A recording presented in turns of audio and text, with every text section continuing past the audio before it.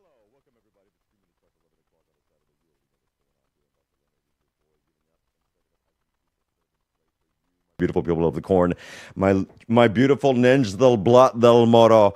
Listen, I am so blessed to be being joined in just a few seconds, actually, by Senor Ignacio Rodo, who's going to be joining us all the way streaming in from the islands. I won't reveal which island it is, but he's streaming in from the islands in just a few minutes. In fact, we're going to get that going on in just a second. And I also wanted to say we're going to be joined halfway mark by Lady Belinda Filippelli. Belinda Filippelli, who in fact has just finished wrapping up apparently an sold out and oversold tear inducing and laughter inducing, i.e., piss inducing performance of her one woman show at the Barcelona studio, which is called The Mind, Heart, and Cunt Connection. Now, the beauty of having people like this who bring so much energy and so much art and creativity from this area of the world and out into the masses is that we get to feature wonderful people like that here on the show. And that's what we're doing. Okay. Now, in just a moment, actually, I believe we should be connecting properly with Mr. Rodo. I want to make sure that I'm not messing that up. But of course, we have to let you know that in the second hour of our beautiful show today here at the Club with Lucas here on 106.9 FM, we're going to be bringing you English exclusive here in Catalonia and Spain, at least for the moment, because none other than the queen of flamenco fusion rock, Lady Tori Sparks, is bringing her exclusivity to us here conmigo. In fact, we had to record this last night. She is finishing touches right now as I speak in the studio. So I want to give mad love and mad shout to Lady Tori Sparks as well. She will be joining us in just a little bit, but that's going to be in the second hour from 12 to 1 o'clock. In fact, her new album, Cabinet of Curiosities Volume 1, just dropped last night, as did so many other beautiful things about this interview that you're going to be seeing. So stick around for that later on in the show. Obviously, I want you to follow my beautiful ass at the Club with Lucas on Instagram. You can also follow us at RCE 106.9 to watch everything with your peepholes on YouTube, as well as on Instagram and other meta platforms. But all that good stuff can be also found at 106.9 FM all over the beautiful state of Catalonia and all over the world on RCE 106.9 FM. You know, it is 11:10. Let's get to this, because not long ago, we actually were doing some promo and shout out for a massive, beautiful queen over here. I want to give a mad love to Georgina T. And the short film that we were talking about on on Al Gore's interwebs a couple of weeks ago was called Head Over Heels. It stars Nick Dutton along others. And Nick, shout out to you, man. I hope you're back safe and sound from Argentina. It's esoteric. It is off the wall. It is fucking spot on. And none other than award winning. And I'm talking scores and scores and scores of awards, scores and scores and scores of short films. He's actually doing a big secret project for one of the big streamers right now, so we're not going to talk too much about that. But Ignacio, I believe we have you. Now, I want to make sure we have you on Al Gore's interwebs. Ignacio, are you there, man? Uh-oh. Let's see. Are you? Yes, you are there. Okay, I see the light. Can you? Uh-oh. Jefe, está. Ahora sí? Okay, that is brilliant. How are you, man? You're very calm this morning. Did you take your Xanax? Cut. How are you? Not like that, but full of piss and vinegar, man. I'm doing really well, actually. I'm blessed. Too blessed to be stressed. It's 11:11 on the clock, so let's get started. Man, thank you for doing this. We've been trying to track you down for a hot minute. And like I just said, going into the intro over there, into this, if there was something, because this is probably off the charts from the question list I sent you this past week, but if there was something that spurned this esoteric nature of some of the work that you do, what would it be? Can I ask what you mean exactly by esoteric? Yeah, because a Because lot of the at least not a lot, but the two that I've seen and a lot of the films that I've seen state, and even on your website, there's certainly something that is a little bit off the wall and different from other short films, you know? And so there's something that almost reminds me, there was a spot of funny humor, almost like John Waters-esque in some of this. And so I wonder if there's anything that inspired you as a young man when you got there. In fact, I believe if I can find your bio from yesterday, hold on, it said you always something. You always wanted to be a troublemaker, but unfortunately, you were born centuries late, so you had to be a filmmaker instead. I think there's a link to that and the kinds of things that inspire you, and I wonder what that is. I think for me, when I do films, I try to explore things that interest me, and I'm the kind of person who I'm interested by so many things. Yeah, It can be humor and stupid stories, and but also esoteric sometimes. Like I've done a couple of short films at least, and I've written more about what happens after life. And my way to explore some things is just writing it and then getting together with talented people like director of photography, actors, and just by working on it, you learn a lot and you get to see different opinions and see the reactions then from the audience. And I think maybe it's that. It's like I've done so many different stories because I that's what mean, film yeah. is for me.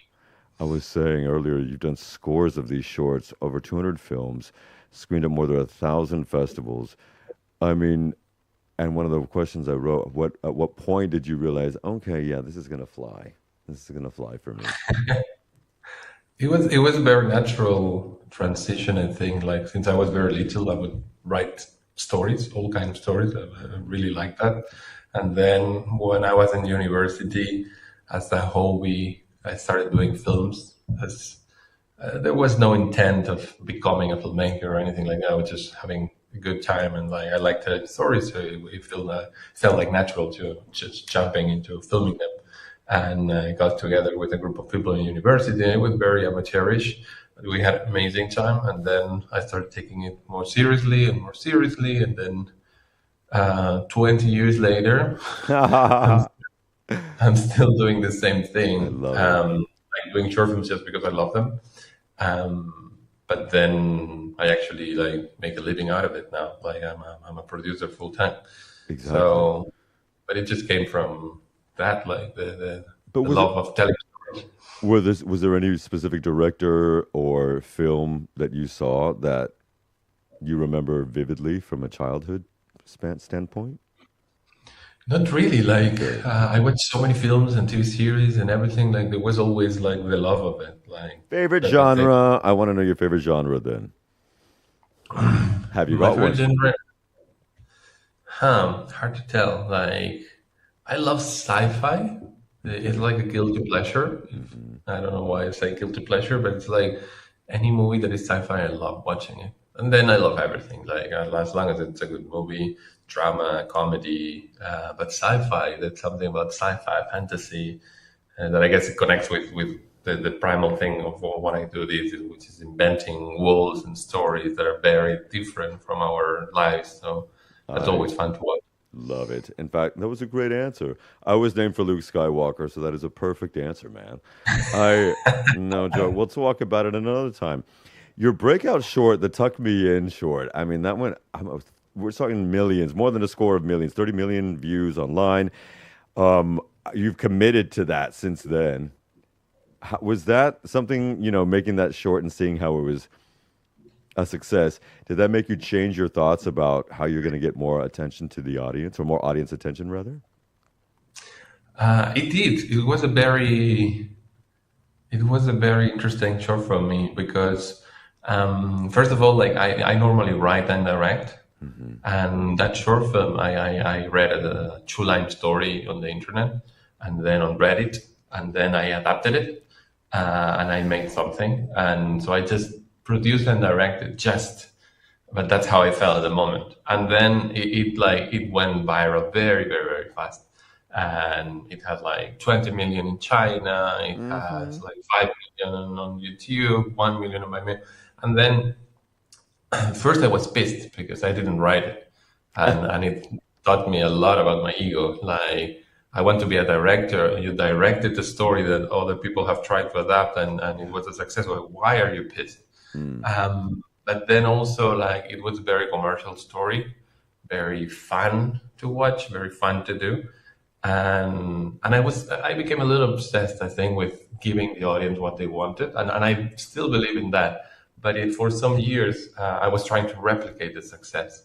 So I Got was you. going through what worked, trying to do similar things, trying to do horror, one trying to do short story, trying to do something viral, and and I did some short films that really worked. None like Tag Me In, Yeah, because that was like huge. It wasn't like in 250 festivals, which I've never exactly. matched. And I was like chasing my own shadow, but especially I wasn't being true to myself. Like, why do I make films? Like, do I want to make films just to get into a lot of festivals and I'm. to so eh, they get viral? And that's not it. And mhm. but it took me like a couple of 3 years to get there. Like I was doing trying to replicate success. And then I just learned, I just remembered that I like to do films because I like to, as I was saying before, exploring themes, learning, getting together with people. And when I got back to that, I reconnected with something that was very, very, very nice. So Oh, lots of learning from that film, lots I of hear exposure. that. Does spirituality play a part in your life, by the way? Out of curiosity. Yes, Okay, yes, it that's what I'm has. feeling right now. My guides were telling me that as you were speaking, and I was a little frazzled at the beginning because there was a major issue with the metro, actually all week, and I got here about 90 seconds before we went live, so that's why I was a little bit spastic. But I appreciate you throwing that energy out because I have received it, and I wanted to say the guides told me to mention that.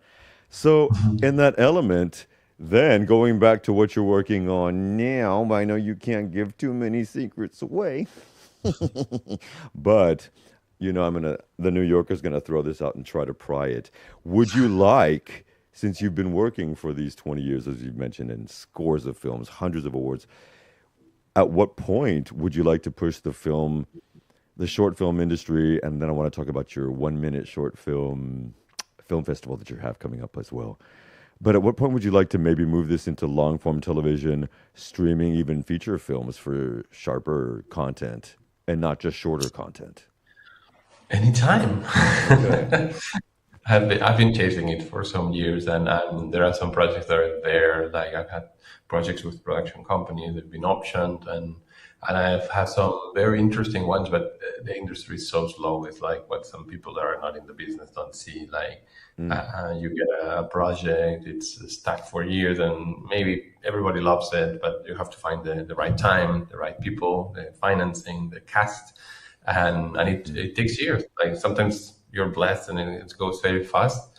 So I have many projects and I'm looking forward to it. But for me, I know some people see short films as a platform to just jump into feature films and yes, sir. TV series and streaming. But for me, the short films are their own platform, and I really enjoy that. And I didn't want to give up that. May I ask you, what is it about the short film format that spurns that type of creativity for you?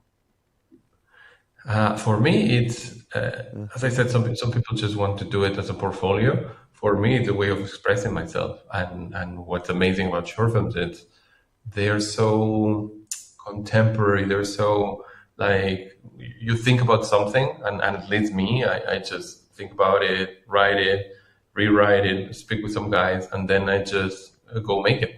And a film, like you have a spark, you write it, and then 10 years later you have to remember why you wrote it, and mm, maybe it's not even true to yourself anymore. And a short film is not like that. It's like you think it, you write it, you do it, and that's amazing for an impatient guy like me. mm. And that's something. Short films are amazing. Like you can just go do that. Like you can go try to have a big budget and whatever. That's not how I work. Like I Yes, sir. just go and do them with the little resources that I have, and that's it. As someone who comes from a very type A New York Texan background, patience has not been my strength. But the dear Lord, our Jewish Jesus, is working on me with patience. And I wonder how you deal with that in an industry where you do have to wait sometimes months, years for that. How do you practice that patience? By doing short films. I love it. It's like literally Mm, like so it's instead of waiting for 5 years to see if you get produced, it's like I just go, and that's why I've done so many short films. Like many years I've done like three short films, and I didn't care if it was just a 1 minute, as we mentioned. It's like just go and shoot like for half a day, but like get together the crew, get with the actors, rehearse, do it, yeah. and do it again. That's the way, like, for me, it's like when people ask me, why do you keep doing short films? Because I love cinema. I love Hmm. filmmaking. I love the process of making more than actually showing it. So, You were like, instead of born. Excuse me, for perdona. someone to produce, I just do it myself. Amen, man. Sure. And I wonder because you were born here in Terrassa, down the way, if I'm not mistaken. Do you Yes. come back to Catalonia often? I moved like a year ago, so I've Oh, okay. this was very recent. Okay. So I've gone like a couple of times there in the last year, but All right. it's very new to me. Okay, so I misunderstood that, Jefe. Entonces, what would be like, what differences do you see from uh, Barcelona Catalan-based film industry versus what's really going on in the Hollywood of Spain in Madrid? Madrid. Do you see a major, Hmm. is there a big difference? Not really anymore. I think Nice to hear. with the incentives first and all the streaming platforms, there's lots of shootings in Canary Islands where I live now. There's lots in the Basque Country in Navarra, and then there are lots in Barcelona and Madrid, but also now Galicia. You have Asturias. They were shooting Hunger Games there. Like, and I've seen that with actors as well. Like they don't need to live in Madrid anymore because like you sell tapes and then there are lots of opportunities, not only in Madrid, which is amazing. Hmm. And I so, love no, hearing not. that. I love hearing that. I think that that has been, I think we have found that also in the country that I was born, where most people, or at least a plurality, have moved out of the Hollywood industry to film in other places like Louisiana, like Texas and whatnot, where you can get great scenes, but for 10% of the price. So, in the future, I'm going to ask you one silly question and we'll make a way out of here. What are you working on at the moment, if you can? And second question, have you ever had an idea for a film that you thought was brilliant and then you try to bring it to fruition and it was ridiculous? First, what I'm working on now, we're developing some, not developing, but like I have like a couple TV series. Hmm. One has got like a lot of interest, and we're trying to attach it to a showrunner. Great. Um, and then I'm producing an Apple TV show. Cannot say anything more. All right. International one. We're shooting already. I have signed an NDA, so that's it. Congratulations. I love hearing that. Okay, so and any sometime in the next future, 26, 27. Hopefully that'll be out on Apple streaming. Okay. And that's all we're going to say about that. And for the other one, with the ridiculousness in your mind, that then when it came to fruition, it was all en plan como tía, es que no. Yes, of course. Like I've done, I don't know the exact number, but I've done more than 40 short films. So of Hmm. course, some of them are stupid and ridiculous, especially the first ones. But the first ones, you've got the excuse that you were starting. Of course. But no, there's a couple where I didn't think through it very much, and they were very silly. Yes, but I commit to the end. Even those, I fully did them and then put them together and send it to some festivals. I think none of them were ever in a festival, and then I shut them down, and you will not find them on the internet. But On there are purpose, I presume on purpose. yes, there are at least two of them that I can think. That I was like, oh, this would be fun, and then you do it, and like, oh my god, Hell no. yeah. Okay. Well, So Senor Rodo, when are you coming? Well, when you're coming back, the whole city is abuzz because of the Barcelona Film Festival. I ran into some beautiful actors yesterday, and shout out to Miriam Peniez because when the film festivals go on down here, it's a nice energy, and I do love that. When might you be back here in the state? In the state? Well, in the state of Catalonia. have no idea, honestly. Like Okay, I'm rock now with on, my man. with the TV series for some months, Hell so that's yeah. gonna be Ah, at least for August, and then we'll see. well, I will bother you behind the scenes with the gangsta lean as we do to see about that and how you're doing. So I want to really thank you and shout out to Georgina for the connection and the hookup as well. Have a beautiful day. Are you going to be working in just a moment? Are you stepping out to go grubbar? I'm gonna take the day off, but then Ah, tomorrow I have to go back. amen. Hallelujah. You're going to work on the day of the Lord. Okay, I see how it is, love. All right, man. Ignacio Rodo, thank you so much. You can also find all of his information as well as filmography and all that information as well. It's Ignacio Rodo, and that is RODO.com. And follow him as well at, well, at least at Instagram. And that's about it. I don't think he's the biggest fan of social media. But I want to thank you so much for making this happen, sir. Thank you so much. Have a beautiful weekend, man. Thank you for having me, Talk Lucas. to you Have a soon. nice Ciao, ciao, bye jefe. bye. Bye bye. All right, folks. And that is the beauty of local people doing international things. That is Senor Ignacio Rodo, and he is the award winning filmmaker of more than 40 films, 40 short films as well. He's working on something, he just said, and cannot reveal anything else for Apple streaming. And projects are always a buzz. So, folks, you can catch him as well as IgnacioRodo.com, RODO.com. And we got some more stuff to get to because, in fact, my birthday queen has just stepped up, and we're going to be doing a little wrap up of what's going on now. I know that the next guy we're going to play as we do our little interlude switchover is not everybody's favorite anymore, but I will always love me some Snoopy Snoop and Snoopy for that matter, and Dr. Dre. And this is Snoop with October London, and I just love me some October London. This song is called Q2 Samya, QT Samya, and in 3 minutes, none other than Belinda Filippelli is going to be on here from the Heart Mind Connection. We got a lot to talk about. We'll be right back on RC 106.9 FM of the Club with Lucas.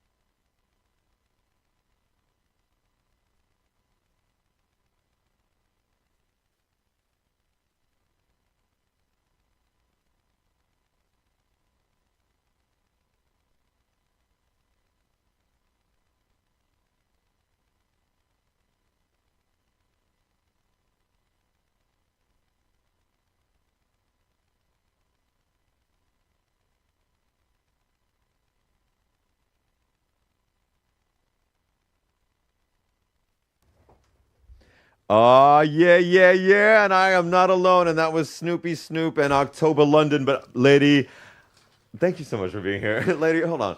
Lady Belinda Filippelli is here, and she just wrapped up. So I'm going to give my one man salute and shout out because she just wrapped up a sold out, pee inducing, tear inducing, wrapped up, sold out performance at the Heart Mind Connection at the BCN studio, which is everybody's new, honestly, Spanish, Italian, English, Catalan go to alternative theater here in the city, and I'm so proud to have you here because we had you here like 6, 7 months ago when the clubhouse was sponsoring all of the stuff that was going on, and you're here again today. Thank you for making this happen. Thank you so much for having me. So you can say the name of my show on the air? Oh, totally. We Nice. can say everything except make fun of the king and queen here.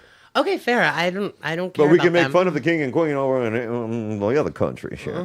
But baby girl, how are you doing this? Well, you look fabulous. So how are you doing when you wrap up and then have to come here? Oh yeah, I mean, I had a tough morning because I was tired, but it's also because yesterday night I could barely sleep because I was so excited about the show yesterday because it was pretty meaningful for me because I had been working on the show at the Comedy Clubhouse for over a year.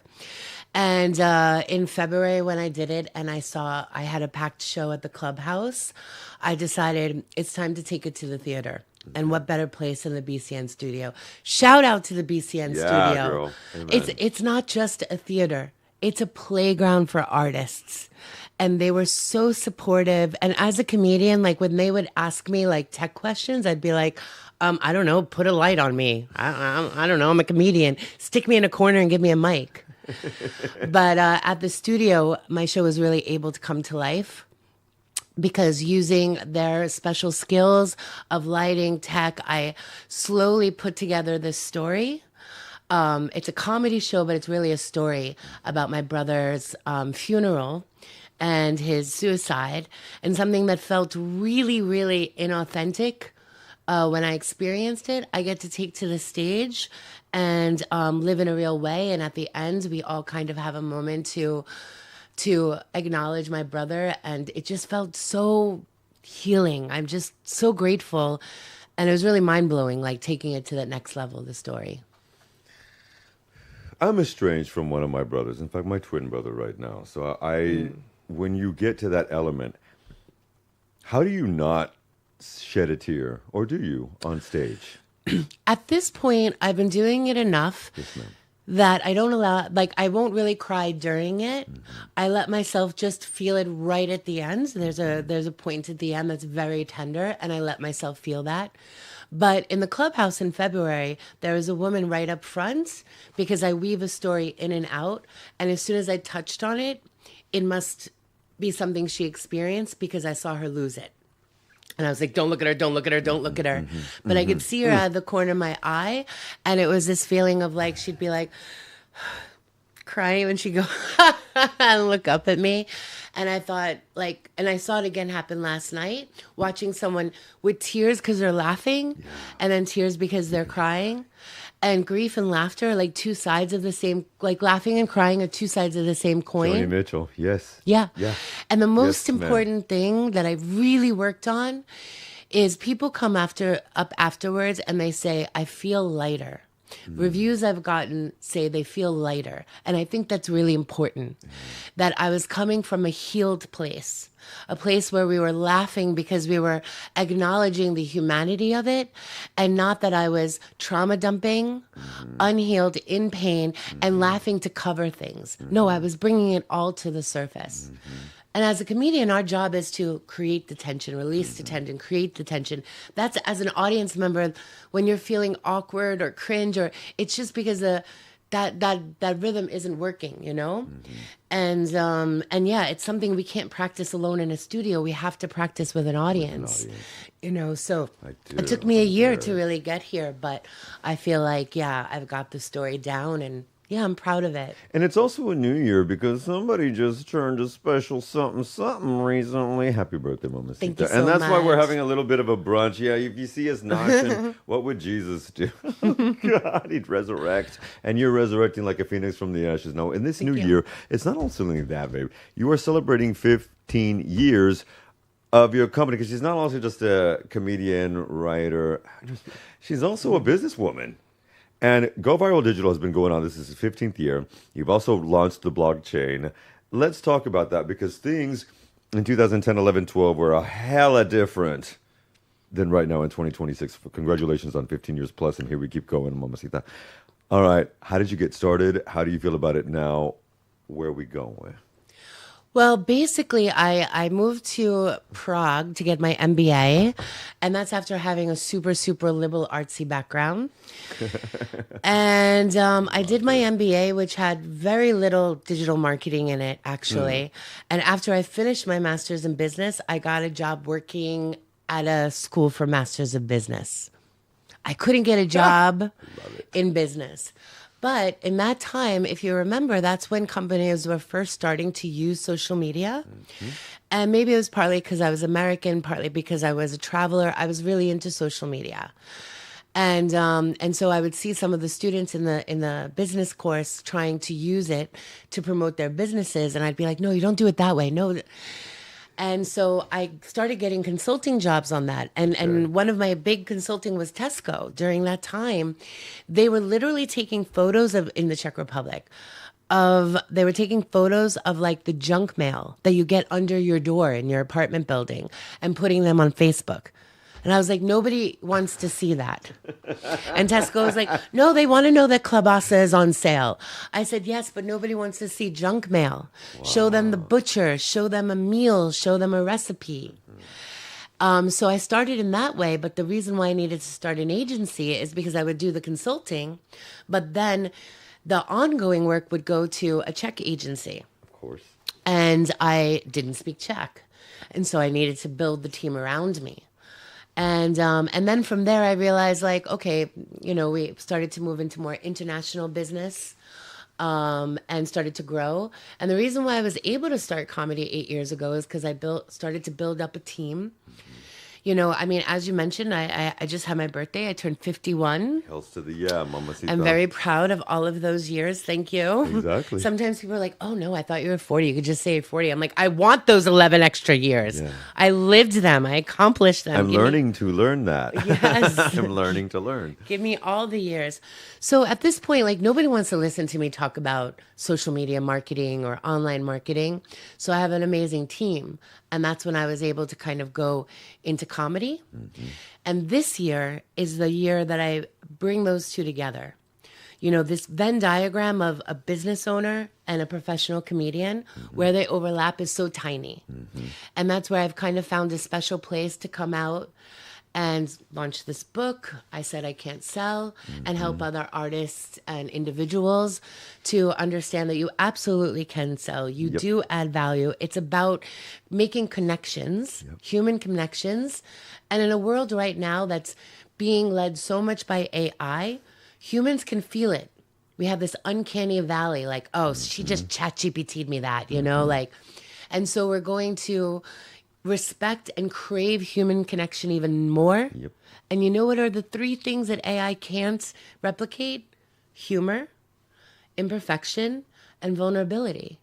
And so suddenly, like, all of my imposter syndrome around being a business owner, which even 15 years in, I still have. Wow. Comedy is almost harder in some ways. But when I overlap them, I find this part that feels really true to me, because over these last 15 years I've been given advice that I didn't take, thank goodness. Things like you need to separate business and personal. You can't be so open in these negotiations. You can't show all of your cards. You can't be who you are in order to succeed. Child, I know what you're saying. And I don't think that's true anymore. That's damn right it's not. There is, I wonder if we're going to jump into a quick song, because freedom is the whole theme for right now. Nice, love it. But I wonder if building the team that you were doing while you were in the Czech Republic, because you're back and forth all the time, you're all over the world, Czech Republic, has that helped you as you were learning to build your group and your team and your tribe there, helped you in connecting with audiences? Because you have to connect with that to be able to, and then I wonder if that, obviously the symbiosis later on, was there something there? Absolutely. It's like that imposter syndrome where I would imagine that, as I was hiring people, as I was doing things, as I was meeting with clients, there was always a worry that somehow I wasn't enough. And I was struggling with that. Going onto the stage and having to connect with an audience and commit to it, because girl, you are on and you are on. You have to. It's so acute, but it's also like immediate feedback. And it took me a little time to realize, like, no, Belinda, if you could do it on the stage, you are doing it in business, you know? And the symbiosis of the 8 years of comedy and I don't think I'd be where I'm at in 15 years of my business if it wasn't for the 8 years of comedy, Rock on. if that makes sense. Totally dig it. I am totally digging that. You know what, folks? We're also digging the freedom, like I said before, because Lord mercy. There is a DJ outfit called Commode. Now, it sounds a strange name, but it's actually Commode, and it's Kommode. And this song is called I Feel Free. It just dropped 2 Fridays ago, but we weren't here, so I want to throw it to you now. And in 3 minutes, we'll be back with Lady Belinda here on RCE 106.9 FM on the Club with Lucas.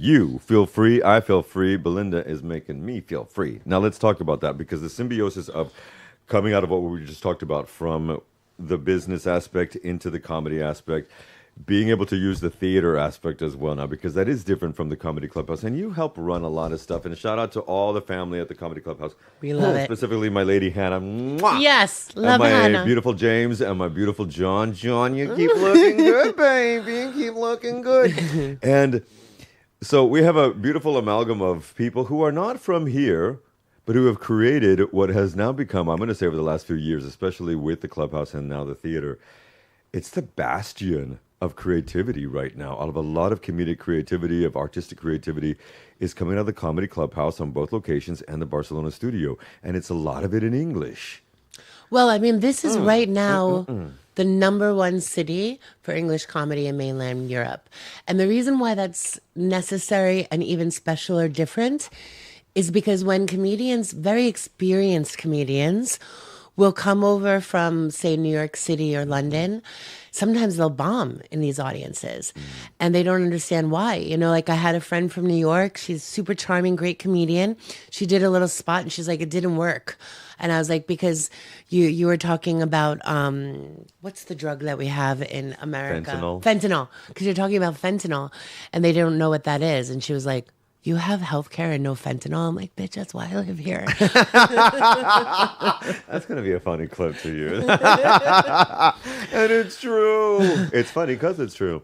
But really, for comedians Know who your are... audience. Read the room. Yeah, and we're supposed to be like the storytellers, the mirror to the world. And being able to speak to audiences that don't have the same framework as you is great. And you know, as you probably know, we have Michelle Wolf here. And I remember when she said that she loved watching the comedians here because they talk about things that she didn't hear back in America. And that's because you can have a Chinese comedian talking about growing up under communist China. I've been on lineups with women talking about, you know, we're like talking similarly about, you know, sex and relationships. And then they talk about, yeah, because I was put into an arranged marriage at 15 when I was, say, performing in Dubai. And it's like, and you go, whoa. And so comedy has this beautiful place where we're connecting over like shared experiences, but you need people from totally different contexts. Yes. And that makes it next level. And when I go to New York or London, I mean, I love it. It's amazing. I'm honored to perform there, but it is different. It's very more from one point of view. And I love that comedy is not just, you know, the straight white male point of view on the world. You're seeing so many more Least voices. favorite, just saying. Just saying. Yeah. But that, well, I mean, what I feel from what you're saying about New York, LA, I'm going to really throw LA. We won't go there because we're New Yorkers. And London, it's that it's often great, but very homeostasis, like homogenized. Yeah, and up their own asses. But it's because we're New Yorkers in London. But you can get off your own motherfucking kick because everybody else is. I have a friend now visiting that I've known for like 35 years. Haven't seen her in 20. Wow. And we were hanging out with a couple of my friends last night. You know, one's Brazilian, one's French. They speak like 5 to 8 languages. And my friend turns to me and she's like, how many languages do you speak? I'm like, English and a few badly. And I told my friend, I was like, listen, there's nothing like living abroad to humble you as an American. Like, who the hell told us we were the greatest country on earth, you know? My country, 'tis of thee, taught me that. My parents. Well, my parents were immigrants to America. Okay. I'm a birthright baby. I hope they don't take away. Well, take it away. I don't care. My father was born in Mexico. His mother was born in the States, so I had that. But my mom is, oh my God, Republican Mexican Jew. Oh. Child. Who hurt him? Judeo-Christian. That was Mama. That was Who Mama. hurt her? Men. Yeah. Okay, no. Will we go into it? Oh, we can, but we won't. If we look over into the next projection of not only the blockchain, of Go Viral Digital, of your work beyond now, the superstar smash success of the heart-mind connection, what would you like to see for you as you move into, because 50 is the new 30, so... Child, there's a lot of motherfucking time. I honestly love my 50s because There is a feeling in your 50s where it's like everything that you want to do or create, you know you can do it and you know you could do it faster than ever before. So I'm like, oh my God, if I did that in my 20s, 30s, and 40s, my 50s are going to be amazing. And maybe there is also like a gratefulness and a presentness to say, maybe I don't have so much more. So I'm going to really enjoy this one. So moving forward, my thing is, with Go Viral, I was really kind of, my brand was the brand, but now I'm stepping forward as the brand.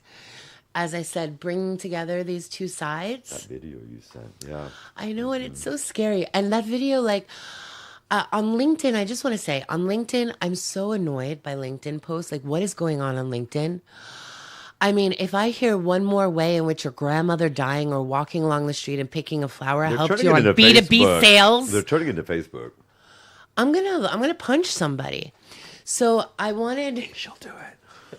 So I knew I needed to step out as a business person, but I said to my team, I was like, I just really want to be Belinda. We were supposed to actually shoot that video like in a nice place, but it got canceled, and then they were like, you could only shoot it at 8 a.m. and that's not gonna happen.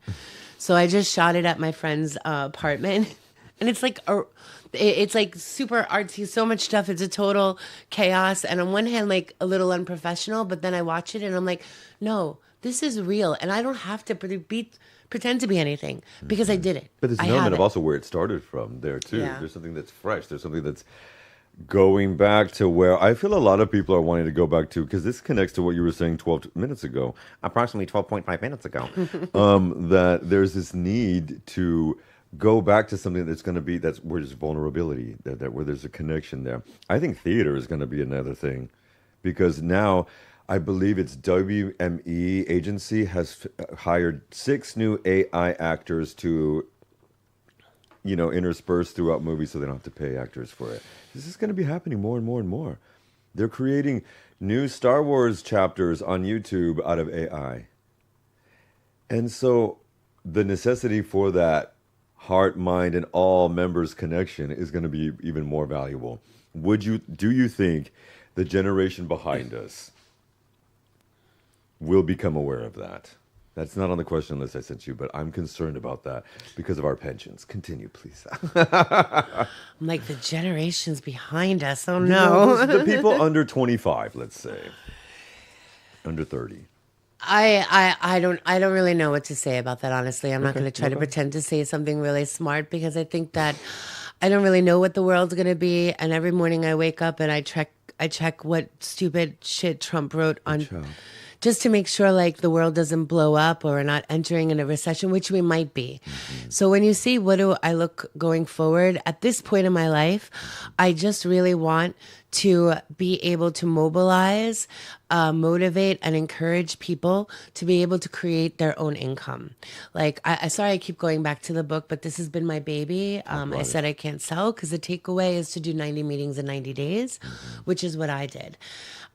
Because people come to me all the time being like, oh, they're a masseuse, they're a relationship coach, they're a designer. And they say, oh, can you have a marketing agency. Can you take a look at my website? Can you take a look at my social media? And I say, it's fine.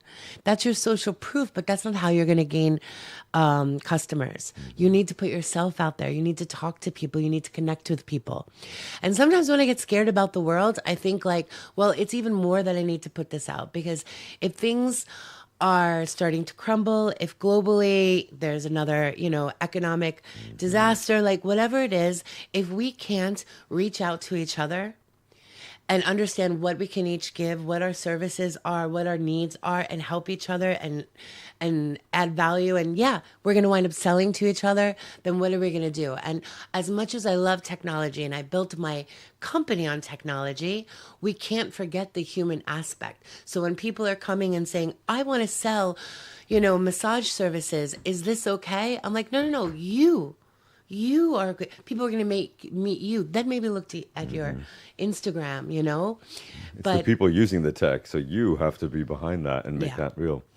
Exactly. This is a perfect place to stop it. I just want you to know that, Lady B, you are always, you have a spot here whenever, especially the next time that we want to promo something. Thank as you. well. And Will we be seeing the Heart Mind Connection coming up soon somewhere else?